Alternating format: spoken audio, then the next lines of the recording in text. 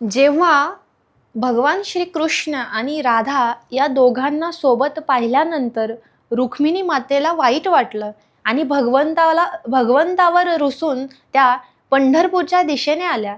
आणि भगवंताला जेव्हा समजलं की रुक्मिणी माझ्यावर रुसलेली आहे, म्हणून भगवंत सुद्धा रुक्मिणी मातेच्या मागोमाग पंढरपूरच्या दिशेने आले. आणि जेव्हा भगवंत या दिशेने आले तेव्हा त्यांना कळलं की पुंडलिक नावाचा भक्त आपल्या माता पितेची अगदी मनोभावे सेवा करतोय. आणि जेव्हा असं त्यांना कळलं तेव्हा भगवंत साक्षात त्यांना प्रसन्न होऊन त्यांना साक्षात्कार दिला.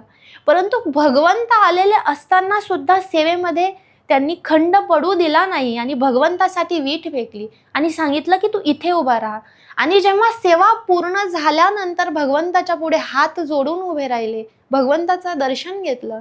आपले आई वडील हे साक्षात ब्रह्मस्वरूप आहे. मातृदेव भव पितृदेव भव.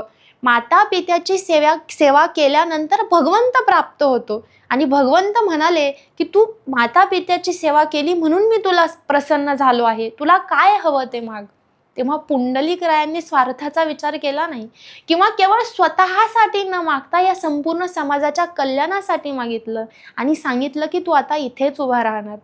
जे कोणी तुझ्याकडे जसे येतील, मूढ पापी जैसे तैसे उतरी कासे लावणी, जसे येतील तशांचा तू स्वीकार कर आणि त्यांना या भवसागरातून तार. हेच मला हवं आहे. संत कधीही स्वार्थासाठी विचार करत नाही, ते नेहमी मनुष्य जातीच्या कल्याणासाठी उभे राहतात. संतांचं तर एवढंही म्हणणं आहे की भगवान श्रीकृष्ण हे अंतर्धान पावलेच नाही, भगवान श्रीकृष्ण वैकुंठाकडे परत गेलेच नाही, तर भगवान श्रीकृष्णच इकडे आले आणि तेच पांडुरंग परमात्मा म्हणून कटेवर हात देऊन उभे आहेत, साक्षात आपली वाट पाहत आहेत. आणि जेव्हा संत आपल्याला असं सांगतात तेव्हा आपणही त्याच्यावर विश्वास ठेवावा. भगवान श्रीकृष्णच भगवान विठ्ठल आहेत, भगवान विठ्ठलच हे भगवान श्रीकृष्ण आहेत.